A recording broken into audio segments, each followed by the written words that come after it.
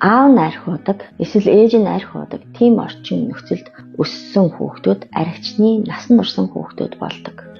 Тэдгээр хүүхдүүд нь би хизээч архийг уухгүй гэж өөртөө тангараг тавин өсдөг боловч тэд архин донтолтын зовлон бэрхшээлийг туулан гардаг учраас өөртөө архичин болох эсвэл архи уудаг хүнтэй суудгаа гэсэн судалгаа байдаг. Харамсалтай нь архин донтогчтой өссөн хүүхдүүд өөрсдийн зовлон шаналлаа өөрийнхөө зүрх сэтгэл дотор тээж амьдардаг. Олон хүүхдүүд архи уудаг ааваасаа эсвэл ээжээсээ зугтаж гэр бүлээ эрт зохиож гардаг. Шархалсан хүн бусдыг шархлуулна гэдэг үг байдаг.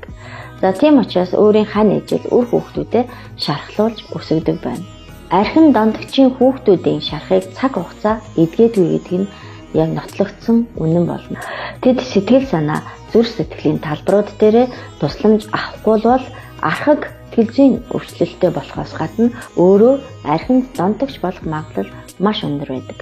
Иймээс тэр байдал нь гинжин хэлхээ мэт үр ач зээн арт нь үргэлжилсээр байдаг. Хэрвээ таны аав ээж архи уудаг тийм орчинд өссөн бол та хүүхэд насныхаа шархан дээр ажиллах нь маш чухал шүү.